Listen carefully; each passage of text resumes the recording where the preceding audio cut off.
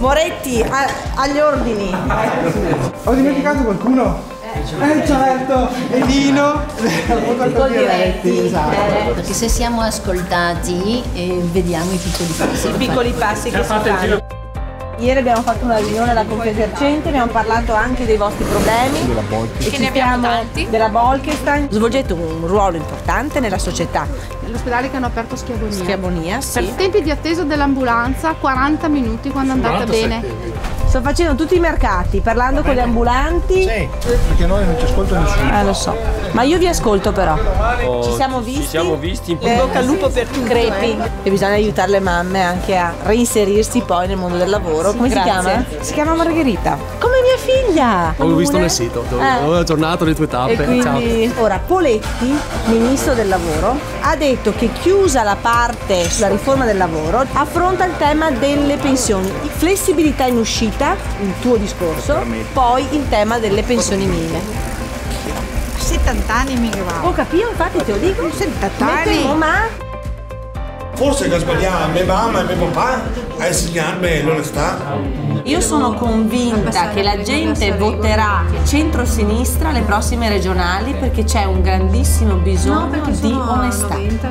Si può votare una volta Lega e la volta dopo si vota diverso, dipende chi che sei, dipende chi è il candidato. Il sentimento, diciamo così, più diffuso è quello della delusione, che abbiamo l'intenzione di trasformare in voglia di cambiamento.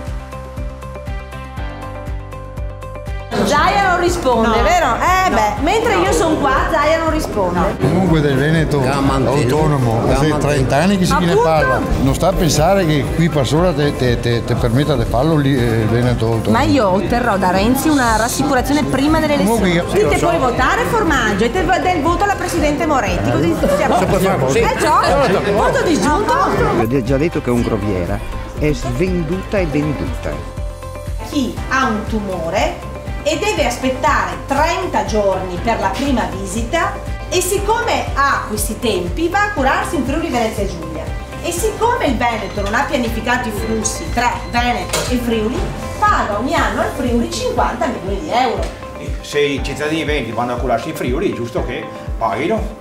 Allora, ma io non voglio che vadano in Friuli a curarsi, devono rimanere qua perché qua che devono avere i servizi. Perché hanno fatto l'ospedale di Schiavonia? Avranno sbagliato.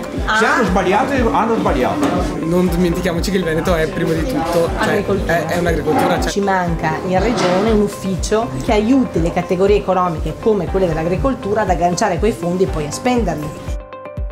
Io sono convinta che se noi agganciamo alla proposta nazionale una nostra proposta e stringiamo un asse forte con il governo Renzi, il Veneto riparte come una Ferrari.